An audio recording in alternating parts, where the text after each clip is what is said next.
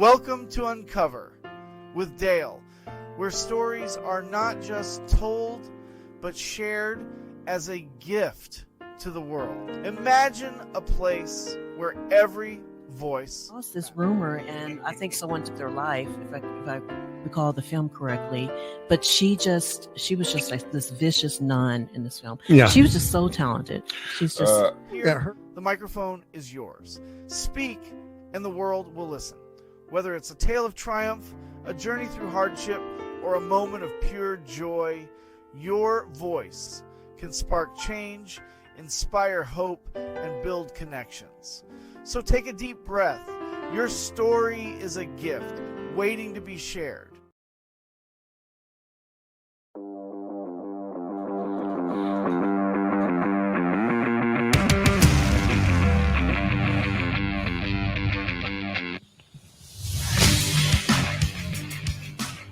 Good afternoon, and welcome to another episode of Uncover with Dale at MBR Radio, where we're giving veterans a voice. Today, we have a special guest with us, Sean Warren. He's a local musician out of Denver, Colorado. We also have our local favorite vet, Erika, in the house. And of course, Joel, my battle buddy. Before we get started, we would like to acknowledge the recent hurricane in Florida. Our prayers and thoughts are with the victims. If you're a veteran or you know of a veteran who needs assistance, we do have a number where you can get housing support and other things. The number is 877-424-3838. Again, 877-424-3838. Now, let's go ahead and introduce our guest star. This is Sean Warren. Sean can be found on Spotify. I want to thank you, Sean, for joining us today. So we were just listening to Pendulo. This is from your new album. This is a very beautiful piece of music. Interview of the week sponsored by LTD Tactical.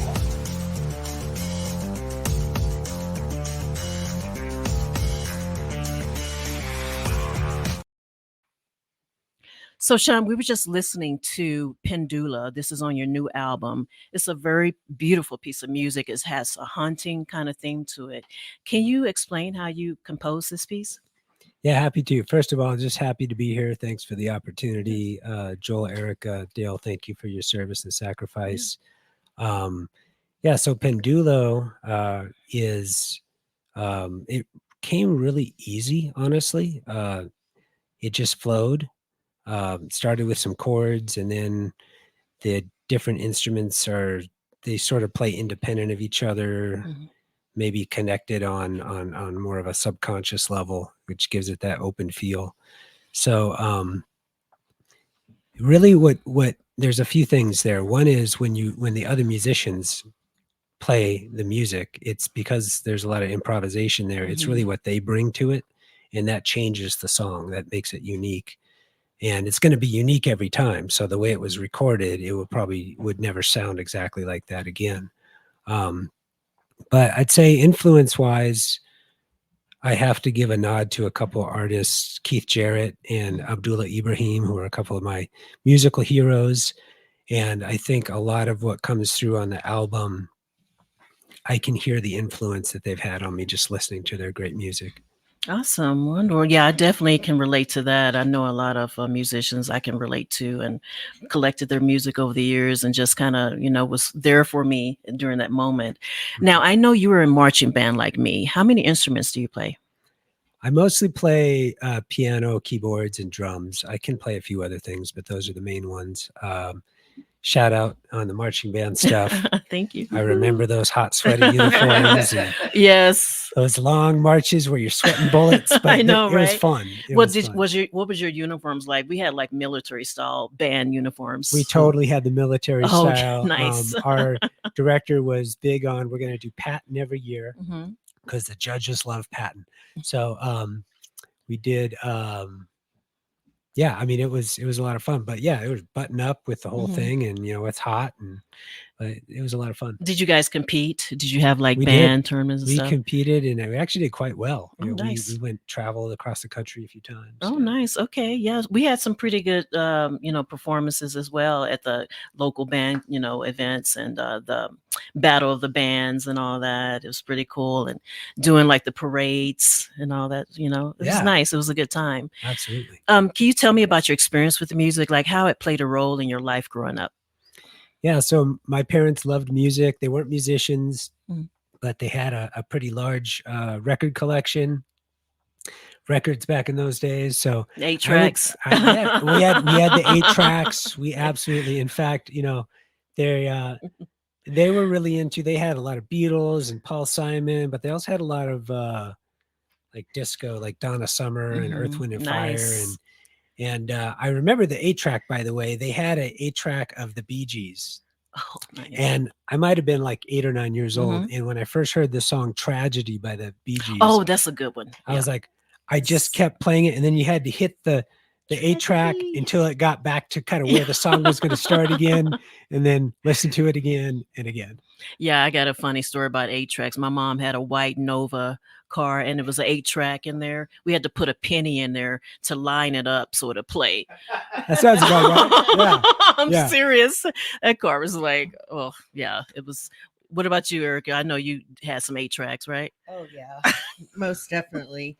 Don't feel bad. I had to hit, like the Fonzie, how he hits the jukebox. Yeah, I had to hit my door just at the right place, and it would unlock my door. What? Yeah, it was a Geo Spectrum. It was so bad. It was so bad that I had a car alarm put on a Geo Spectrum. Think about it, a Geo Spectrum with a little bit of car alarm going. Yeah. Yeah. And the 45s, of course. We all remember the 45s. Oh yeah, I actually have from a cereal box. I was just telling my sister the other day, I have the Monster Mash, a record that was in the cereal box. I still have it. It was pretty cool. It's a 45. Oh man, my first 45 was Wham. I was just like in love with Wham. And I'm serious. I love George Michael. I'm just like, okay. A lot of young ladies did. Yeah. Yep. Yeah. Yes. Shout out to Deadpool for making Wham legitimate once again. Woohoo. All right. Yeah. I definitely love me some Wham. Or is it George? George. Yeah, I know, right? So, this my show is centered around mental health. Did music play a role for you growing up? Like, were you able to express yourself through music? Did it get you through any hard times? Did a particular song resonate with you? Yeah, I think it gave me confidence. At first, it was I was just really interested in it. I think when I look back on music for me and what it's done, it helped me to grow up. It was probably the first thing in life where I really wanted something. I wanted to be good at this, and I worked really hard at it. Yeah. And then you start to see the fruits of that hard work, and lots of hours of really just gritty practicing and playing and learning and making mistakes. So I think then that transferred to a lot of other things in life. So I now have a confidence, or I had a confidence coming out of that, oh, I worked really hard at something and you get better at it. So you can apply that to other things like parenting or learning a new job. So I think in that sense, it really did. And, funny story, going back to college, we had these practice rooms and there would be a grand piano in each practice room. Okay. And I was really wanting to get better. So I would go, and before they closed the building at night, I would turn the light off and hide behind the piano, hoping that they wouldn't catch me. And then I would just stay in there all night and practice. And my gosh. Pretty soon, some of my musician friends from school, we all did that. We all got a different practice room. And then after they closed the building, we would just jam all night and then go get breakfast at King Solomon's in the morning. So, learning to just be passionate and work really hard at something and see some success. I think that aligns in terms of mental health and and the confidence aspect. I think that was a big thing for me. Yeah, I know with me, music was always a part of my life. It was an outlet for me, especially with the trauma conditions that I grew up in. Purple Rain is one song that really got me through some rough patches. I've heard this from other people, and music is just so broad for me. I collect TV themes, I collect film scores on my YouTube channel, and I can go to that. I have songs of reflections. If I'm feeling down, I can go to those songs. If I need mood lifting songs, I go to my mood lifting playlist. I don't know. What about you, Erika? Did a certain song resonate with you growing up? Like, were you able to express your emotions through that song, and did it get you through a rough period in your life? Well, there is a lot of songs that got me through. Currently, I like lowrider because I ride my recumbent bike. So when I'm cruising around Wash Park, I'm like low ride. Look out, people! You got to see her on her bike. She goes like, how many miles did you do the other day? I saw 15 on Strava. I saw you. I'm like, look at her go on her bike. Okay, yeah. Okay, so lowrider's your song right now. Right now, and I like songs that empower you, like Unstoppable. That's another one of my go-tos right now. Oh, Joel. Hell yeah. Hey, I've always said that, it doesn't matter what kind of day that you're having. If there's a song that you can play that just gives you goosebumps, that just gets you out of the rut, you know what? Play it nonstop if that's what it takes. It's life is between you and life. So it doesn't matter. Yeah, I agree. I recently actually watched the documentary on Milli Vanilli, and I know they weren't. I know you guys gonna laugh, right? Girl, but check it out. Check it out. Those songs they sung. Girl, it's true. This one song, I added it the other day. It just touches me, and they look good too. So I'm just like watching the music video. They look good back then. Well, they're different now. Well, yeah, we all are different, Joel. We all are different. Hello. But this one song, it's a slow song. I'm trying to think of the title, but I just added it to my playlist, and I know it's not them singing. But guess what? It's still a good song, and the music video is still out there. So it's like, it's talking about, I think, like, just relationships and loss, and I knew this wouldn't last. It was really touching. Is it the one by it has like grain in it? Yeah. Blame it. Oh no, it's a different one. Oh, okay. This is like he's on like a sailboat. Oh. Grain? Did you say grain in it? Rain. All videos look like it had grain in it back then. So yeah, unplug your ears. R with the rain. Rain, not grain. I mean, I could sing it to you guys, but I don't think I should do that. So, but it's a really good song, and it's just so touching. It actually deals with life and relationship and everything. So I'm always looking to add something new to my playlist and everything. But so tell me, what inspired you to start this album? Well, I hadn't written music for 25 years. Got busy with kids and family and other things. And a few years ago, I decided to get the piano retuned because I hadn't done anything with it for a while. And I wasn't sure what would happen if I would gravitate back towards it. But after some time, I did. And everything just came really easy and natural from that point. And I think, again, going back to no inhibitions at this point in my life, no expectations, not trying to make something sound a certain way. So it just flows and comes out. And that feels really good to create that way. Isn't it amazing how we can take a break from music? I was in band like you, and I, would do like lessons. I would teach clarinet lessons, saxophone lessons, and things like that. And as we get older, we kind of gravitate away from it. We move away from it, but then you can always discover it later in life. Like Steve Martin, he was an actor, and now he's doing his ukulele. How do you say it? Ukulele thing. And he's traveling and doing these shows, and he was always a musician, but the acting thing kicked in, like Hugh, who's a Wolverine guy. Oh, Hugh Jackman. Yeah. He's a singer, a dancer, but he's like, guess what? Acting paid the bills. And so, but now he's doing like these theater performances, and he's an amazing dancer. I'm like, this guy can act and he can like dance like this. I was going to say he's an amazing singer too. I know. Yeah. I mean, I think he's the one that really put the Panic at the Disco, that band. I think he's the one that really put them on the map. Oh, yeah. Yeah. Johnny Depp is another one, originally they wanted to be rock stars, but, the acting kind of took over that part. So I think that's a pretty common theme. Yeah. You might find something you're passionate about, but then you find the things that you practically have to do to make a living and take care of others and your family. Yep. And, Yeah, you gotta do and what you- there's maybe a season where you can go back. And, Yeah. My dusty keyboard is in the basement, so it's there waiting for me. So I kind of tinker around with it a little bit. I got a music book for TV themes, and I wanted to learn like the song. You remember Incredible Hulk, the original the Incredible Hulk from the 70s, 80s? The original Hulk. Yeah, the Incredible Hulk. I remember. Yeah, the green guy. The theme song. It's beautiful. It's called The Lonely Man, and it's just a piano solo. It just makes me want to cry. It's so beautiful.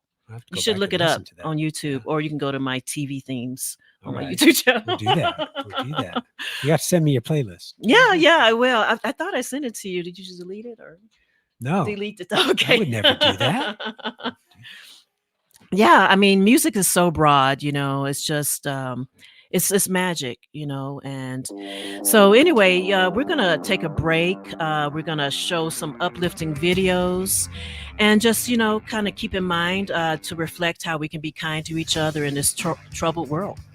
We'll be right back with Uncover with Dale at NBR, giving veterans a voice.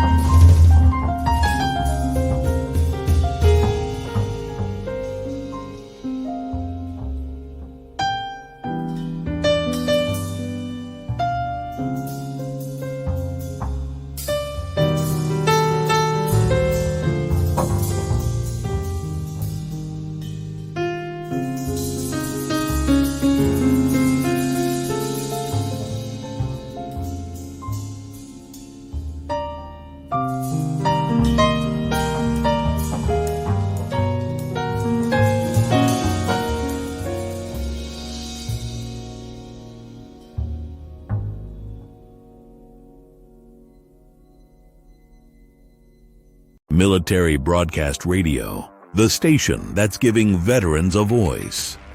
Find us on the web at mbradio.us. Opinions expressed in this program are those of the speakers and do not necessarily reflect the views or positions of any entities they represent. Find us on the web at mbradio.us.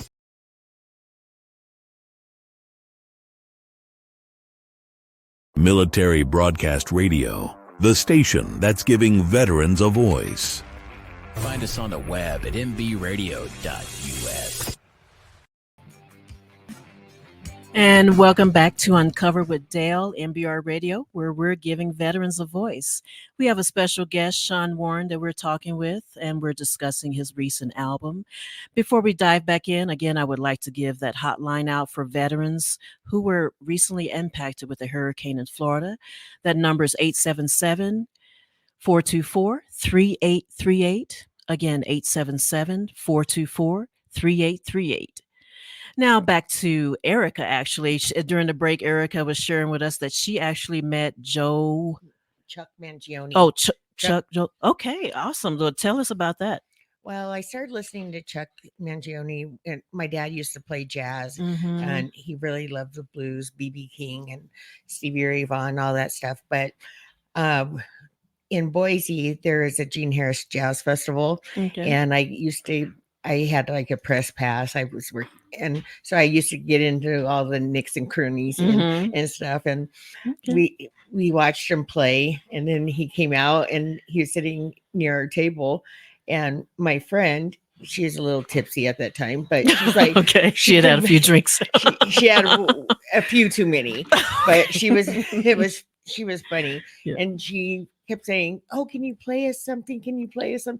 And he finally decided, okay, I'm gonna get this crazy lady off my back. So he Nice. so he got it on his trumpet and played "Feel So Good" a little. Oh man, I love it. I know, I love that song. That's my go-to song right now when I need to chill. I know, right? And There's some it good was beats. just amazing. So I called my parents because they saw him at Red Rocks, I think, when I was little. Mhm. And so I called him. I'm like,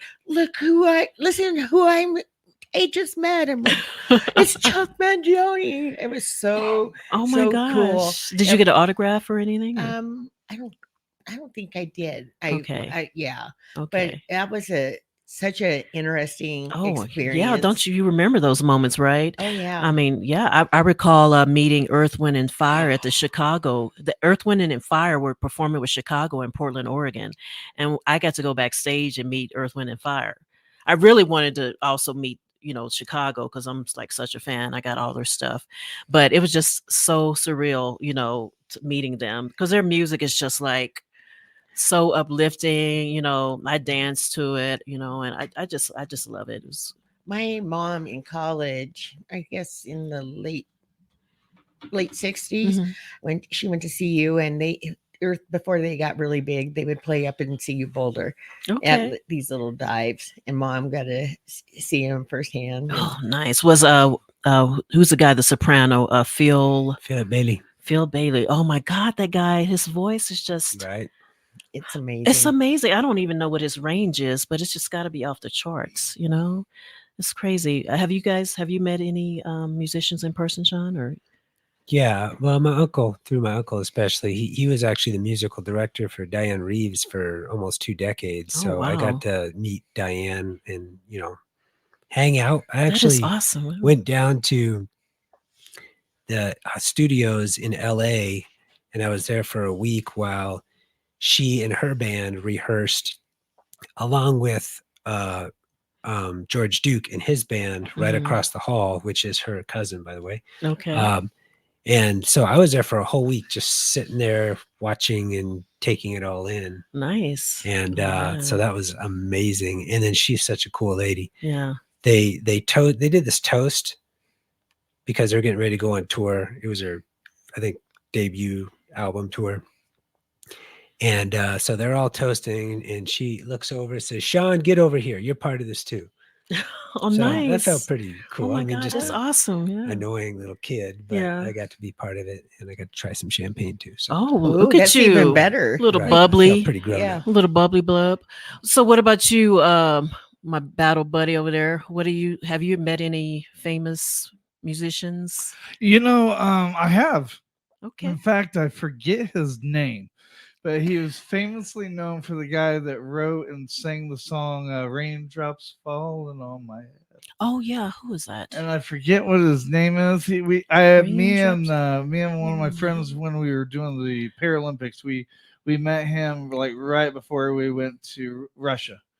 And let's see, I've met Walter Rogers, or is it Roger Walters? Roger Walters. I met him. Let's see who else. There's a bunch. There's a bunch of people that I've met. Yeah, that's awesome. Yeah, my most recent one, besides the Chicago concert, was Maroon 5. We actually, and I went to the Chicago concert too. Are you talking about like that meet and greet that they look? Yeah, in the back, and there's just like drinks and stuff, and like food. Yeah. My most recent experience was with Maroon 5. I think it's been 10 years, but my girlfriend invited me to the concert, and she also had backstage passes. I heard Adam Levine in real life is a prick. Is that true? Because I've never met them. He was kind of distant compared to the other members, you know, but he allowed us to take a picture with him. I think I sold the picture on eBay though, but. I mean, I love their music. I'm not good at collecting stuff. Okay. I don't like having extra stuff. I have so many autographs from so many people. Yeah. Like I have an autographed football from Tim Tebow that I still have. eBay. I won't. I won't sell it because I'm a firm believer in like karma or whatever. And when I get an opportunity to have somebody sign, I never try to make money off of it, because I have a feeling that if I try to make money off of it, then later on in the future I'm not going to be able to meet these artists and stuff because of the karma. But I mean, I've got a football signed by Peyton Manning, Von Miller. Wow. I mean, you name it. I look like a pack rat sometimes in my crawl space, but yeah, I don't know. Yeah, I don't collect things. I mean, I got an autograph from Leslie Nielsen, that actor who passed away. He was in Naked Gun and what are those films? Yep. I used to do like some modeling for Barrett Jackson in Arizona. I would work the car shows. Okay. And we were also like marketing a back massager. Right. And he sat down in a chair, Leslie Nielsen. I'm like putting a massager. Now, he's still alive. I thought he passed because he was crippled. I'm pretty sure he's still. I don't know. We have to Google that. I think I'm thinking of John Amos. This guy had pure white hair. He was a comedian. Right. He was in Naked Gun. He was in an airplane. Yeah. Yeah. I'm trying to think. He was just premature gray. It wasn't Nielsen. I forget what his name is, but he is still alive because they're doing a Blazing Saddles what is it, 75th or some kind of anniversary that they have going on, and the person that wrote Blazing Saddles, Mel Gibson, right? No, or not Mel Brooks, sorry. Mel Brooks. Yeah, Mel Brooks is who I'm thinking of. Yeah, that was a great movie, by the way. Blazing Saddles, lots of kind of pushing the envelope a little bit, but it was funny. I'm sorry. That's nice. Pushing the envelope. Yeah. That's a political way of saying it. Yeah. My husband introduced me to that movie. He's a big he's a fan of Mel Brooks's wife to the late and and who was Mel Brooks's wife, and Margaret, or Sounds right. I could ask the really beautiful lady. I could ask Oh. the back computer, but I don't know off the top of my head. Yeah, but yeah, he introduced me to Blazing Saddles along with quite a few other pushing the envelope movies. But anyway, back to Sean. You mentioned in a break that you're working on or you're thinking about possibly doing a second album. Yeah, I'm still writing, so we'll see. Maybe next year sometime. Okay. Yeah. Are you gonna? It's gonna kind of be the same genre, or you think you're looking for a different type of beat? I mean, all your pieces are so unique. You know, they all have different sounds to them. Yeah, I think so. This album's mostly solo piano pieces, and there's Mhm. some jazz trio stuff in there. I think this next one's going to be maybe jazz quintet, Nice. maybe Okay. 6 pieces, some horns in there too. So, do you work with local musicians here? Or you do? I'm starting to, Okay. because in order to record some of these songs, I wanted to record it live in the studio. So I had to find some. So Yeah. I hadn't done that in years. So I started asking around and calling studios, and that's how I found some people. And I mean, shout out to the bass player, Eduardo Bijou Barbosa, who's an amazing bass player. He plays around town all the time. He's at Dazzle.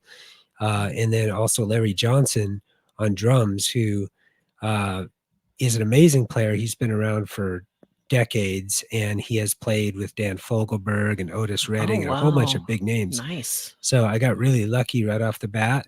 But yeah, when it comes to actually working the material, I'll have to find some folks and get out there. Now, or can we find you at any local venues in Denver, like performances? Like, how often do you perform, and how does that?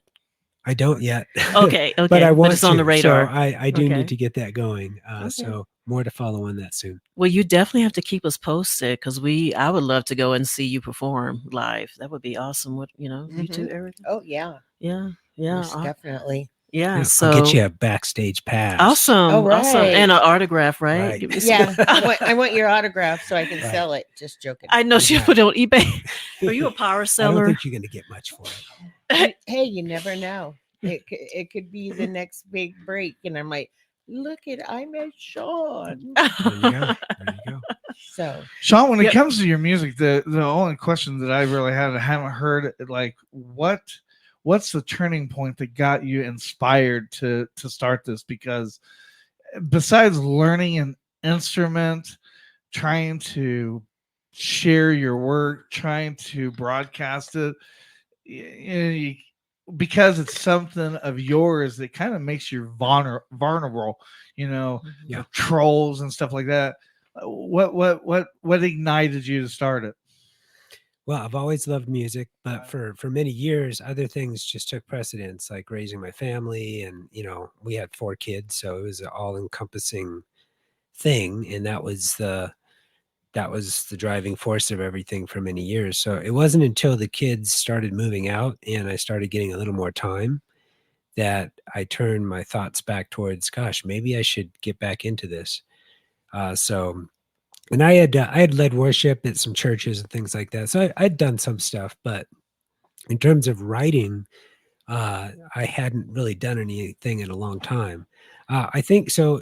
At the job I'm at now, there happens to be a lot of musicians there. And there was a guy there who I actually hired on my team, and he had put an album out, and then someone else said they did. And that inspired me.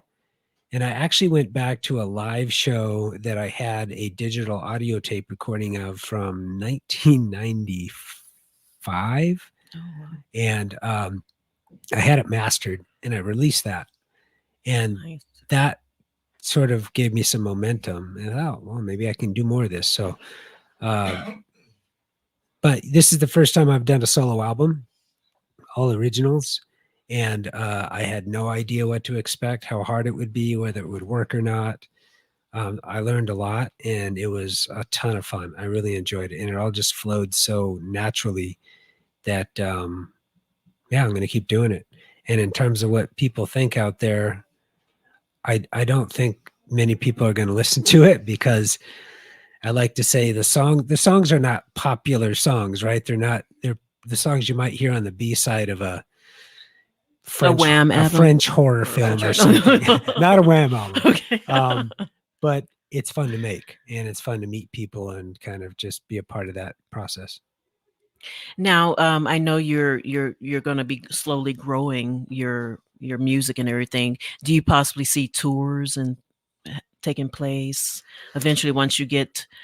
I mean, I know you're just kind of. Yeah, I don't know. I really have no expectations, so I don't have any plans specifically, other than to keep writing and seeing where it takes me. And I think it will take me to another album and playing out. But beyond that, I really don't know, and don't have any specific expectations about it. Yeah. Well, if you ever need any backup vocals, Erika and I are available. Oh, so. I am not.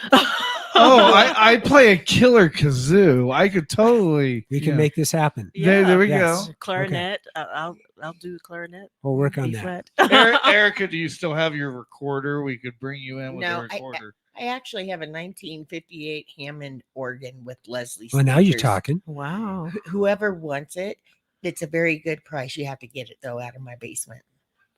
Okay. You So- guys so hear you're- that? So what you're telling me is that it's free, that I have a chance. You have a chance. I have a chance. There we go. There we go, everybody. We'll put it, when you come down the stairs to the studio and you see a piano, you know what happened. Yeah, we got to get to that before she puts it on eBay. Oh no, that thing needs to get out of my basement. I mean, it plays. It's awesome. I looked it up, but who plays organs anymore? I'm sure. If it's a Hammond, Yeah. you said it's a Hammond. Yeah. It's got a Leslie rotating speaker. I think so. Yeah, I And think it's you can find some 1958. buyers. Yeah, I'm you can find sure. some I'm sure buyers. there's some collectors and. Yeah, I have a whole bench of music and Look all at you. sorts of crap. Yeah. I mean stuff. Stuff. That's okay. You can say crap. That's funny.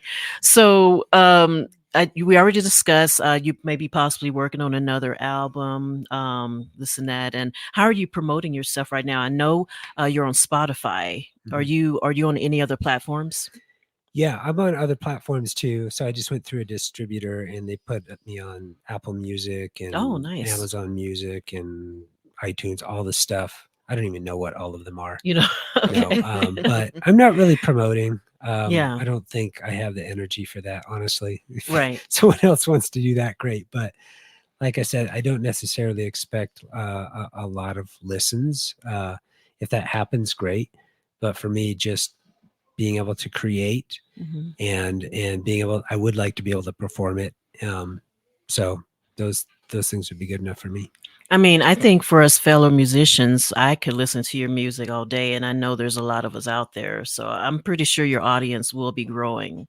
Definitely. I mean, because it's pure music. you know, Right. it's Now, really- do you have any works that you sang to, or is it purely just Instrumental. instrumental? It's instrumental. Okay. Yeah. At some point, I have this thought of maybe doing like a punk rock album, but Nice. that's okay. something completely different than anything I've ever done. But Okay. yeah, this one's just instrumental. Yeah, so yeah, I think you're right. There is a listener, there is an audience and a Mhm. listener. It's probably not a casual listening kind of a thing because it's a lot of solo piano stuff. But yeah, you're right. There is an audience out there. Yeah. Actually, that would be really good for when I'm painting, is putting your music on as an Mhm. inspiration to relax and let my paints just flow. Yeah. There you go. So yeah, Yeah. I'll be listening to you. She's a wonderful painter. She's very talented. Her work, she makes jewelry and everything and clothing, and she paints. What do you not do? I don't sing. That's for one Oh, thing. come on. Just No, backups. no. What happened to my backup for the duo here? No. Oh, I am not. I sang once in Portland, Oregon, in a karaoke bar where I saw Tanya Harding. Are you Oh. serious? Oh, that was a knee That's slapper. Oh, wow. We got to, this is more to this story. There is definitely more to this story. Yeah, and Come I on. had a few few drinks, and I actually got her autograph because I was being a smartass. Oh And- man. Because I used to be a competitive skater, and so I didn't like her. So Look at you. And I'm You like- never told me this. I know. Okay. Yes, You my little just- secret. Wow. I got a lot of different layers to the Podcast Erika. always brings the secrets. I out. know, right? People, It's secretive. you got to tell me more about that. So you got her autographed, and what else? Was she nice? Was Well, she had a boob job okay. How could you tell? because they were big. Oh, And okay. when you're skating, Oh when yeah, that's you're- true. They're pretty, yeah, pretty flat. thin, And or then- the Well, they body ripped frame. double-sided tape, and they put the things over there so that their boobs don't come. How out. do you know this, Joel? Don't ask me. I just know. Did you Google that, or you personally have hands or- on? I personally know, but we're not gonna go there. You're a little scary, Joel. I Very know. scary. My wife tells me I'm HR nightmare. So yeah. Oh, HR. Yep. Oh, I love it. Oh yeah. That's pretty cool. Yeah. What other questions? I mean, Yeah, we've pretty much discovered. Well, after the break, we will be going to the Are one of my favorite songs. too. Sean, are you a Colorado native? Are you a transplant? Where do you summons? I think after you're here for 4 years, you're considered a native, right? No. Oh, cool. So I'm a No. native now. no. The only way that you're considered a native here in Colorado, evidently, is if you get your nose pierced. No. No. You have to I buy am some. a native Yeah. Colorado. My third son's or into fourth. rock climbing now. Does that count? Nope. Oh, kind of. No, Nope. we've been here for 14 years. Nope. That's still not enough. Mm-mm. And where did you call home? Grew up originally? in a small town in Western Washington State. Okay. Yep. Okay. Yep. That's kind of where we were out there in Portland. It's basically Washington. It's what, 20 minutes? Yeah. So we're going to go ahead and take a quick break. We're talking to Sean Warren, a local musician here in Denver, Colorado. And we're going to break and give you some deep thoughts so that you can try to be kind in this troubled world we're in. Thank you for listening. And we're going to be playing Sean's next one, Island Time. Yes. That's So a whatever good you one. do, stay with us. Don't go away. You'll listen to the show that highlights all the nonprofit programs out there beyond the VA on the station that's giving veterans a voice in VR.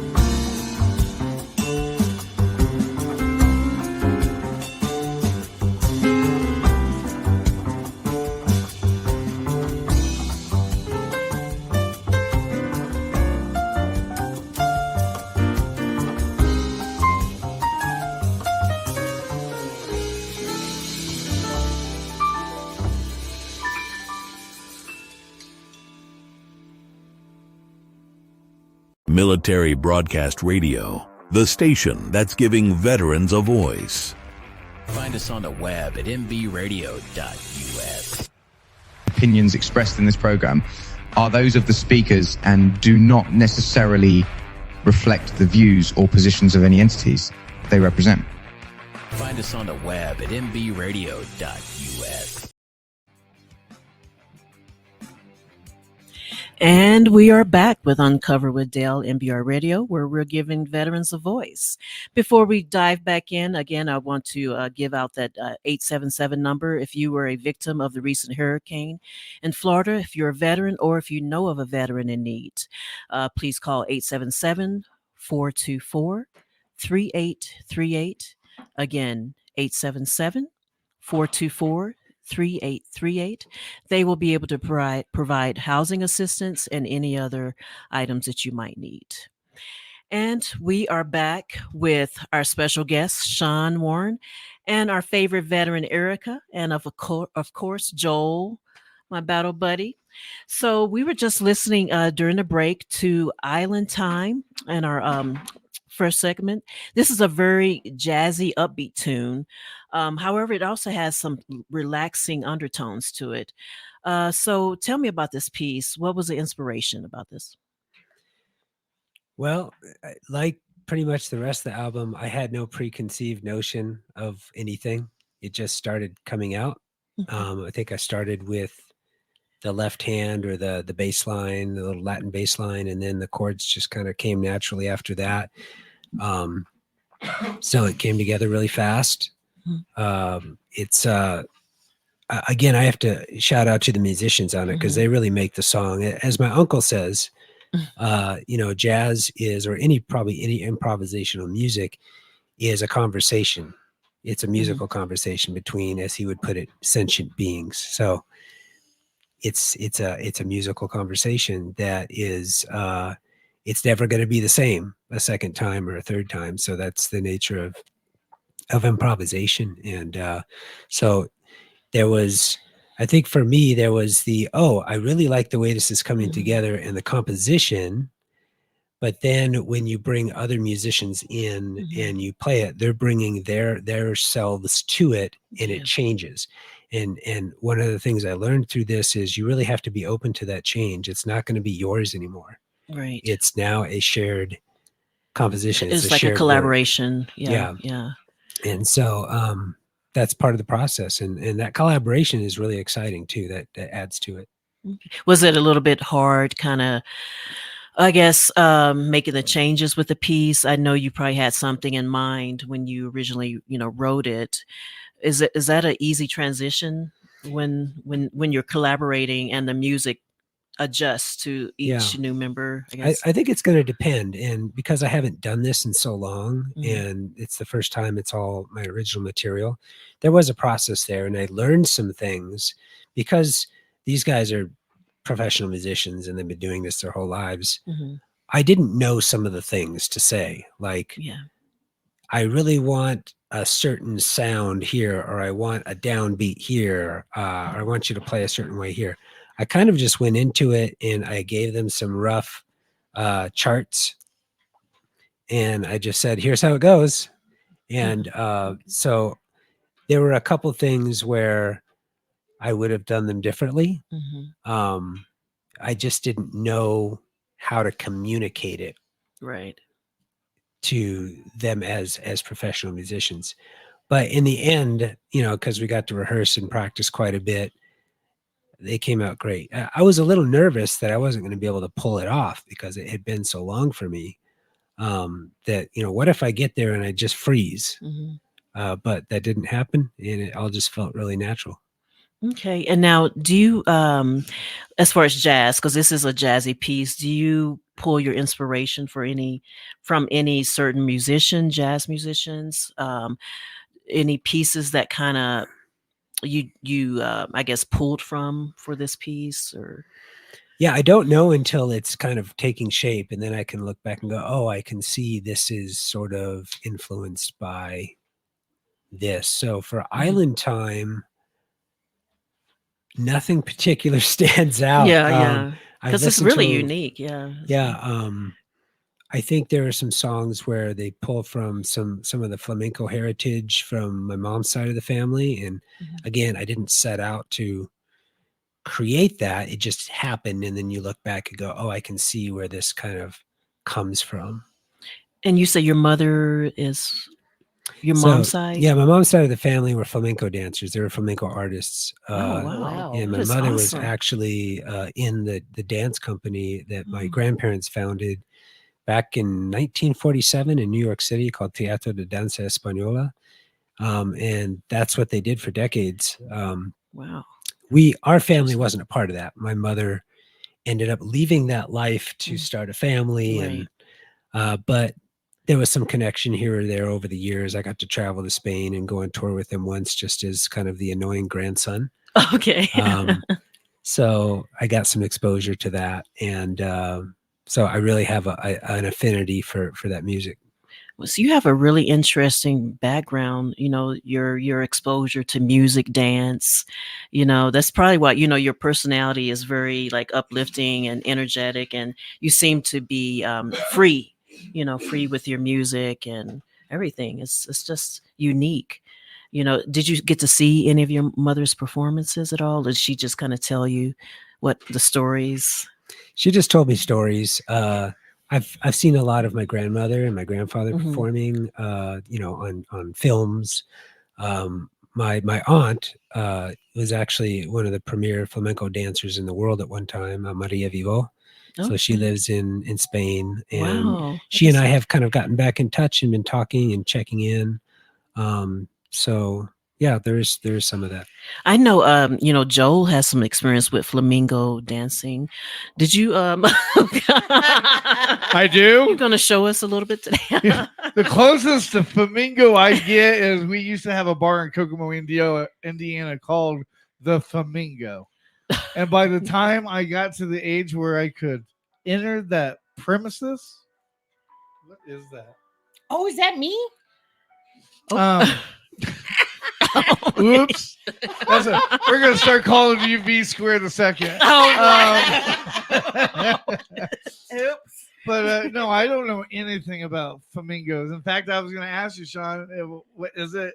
Is it pronounced flamingo or is it pronounced flamingo or whatever? Flamenco. Flamenco. Flamenco. Okay. Flamenco. Yeah, it's actually a gypsy art form that dates back to hundreds of years ago in southern Spain, and it's also very improvisational. So, Okay. Yeah. Nice. Yeah, I have no flamingo. Yeah. Or flamenco. I can't put that under my resume. What about you, Erika? I know you've done some. No, not that. What kind of you done anything similar to that, like the dancing, or you've done some interesting stuff though. Ice skating. Well, you were telling me earlier. Oh yeah, that was fun. Yeah. Yeah, and hockey players coming into center ice, I'd have midair collisions with them on purpose. I'm like, get the hell out of center ice. Are you? Oh wow! I can see you doing that. Are you in the grocery store with that grocery cart? Oh, he looks cute. No, okay.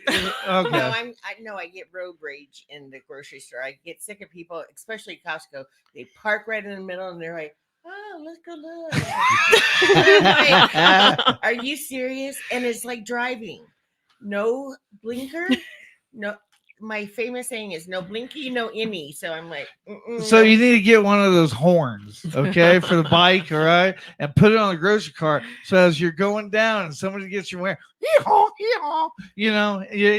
that horn. That's what you do. I don't want to give someone a heart attack. Okay. You never know with all these old people. You're such a nice person, Erika. It's a facade. It really is. Let's get back to the music. I don't know if I could ride with you though. My anxiety would probably be picked up a notch. Yeah. I have to put on like symphony music and stuff when I'm driving. And I'm just impressed that you on this show are knitting a hat for somebody at the same time. She's a multitasker. I can tell you what. So back to you, Sean. How many hours you think roughly per week do you practice? Like, oh my gosh, I got a beat in my head. I need to get to the piano and play this out or write it out. Like I don't. You don't practice? No. I'm like, I mean, as I was making the album, I practiced enough to where I could pull off the songs, but I don't really practice. Just when I want to sit down and, just enjoy Just playing play for a little music. bit. And Yeah. organically it comes together for you. That's why. Yeah. So there was a point in my life where I wanted to become a jazz musician, like a working jazz musician, but the hours you have to put in to do that is just more than I wanted to spend. Yeah, I get it. It's all about balance, right? Because you have your family and your job. Yep. Yeah. It's not like the old band days where we could just practice all day. And I would just memorize my music because I just practiced. I didn't have anything else to do. But anyway, we're going to take a quick break. That's a show. Okay. Yeah. Okay. Well, thank you for tuning in. I got lost track of time. Thank you for tuning in to Uncover with Dale, special guest, and my friend Sean Warren, a local musician here. Please tune in next week. We're going to have a special guest, Linda Walker. We'll be discussing her book on prayer. She's an Australian writer, and she will be visiting us next week. All right. Thank you so much. And here's wishing you good mental health.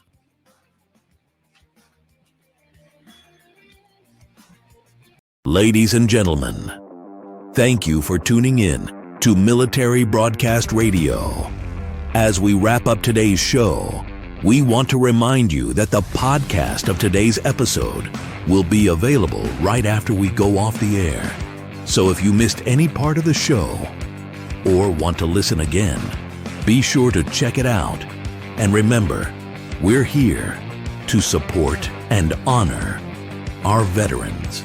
Your stories and experiences matter, and we are committed to giving you a platform to share them.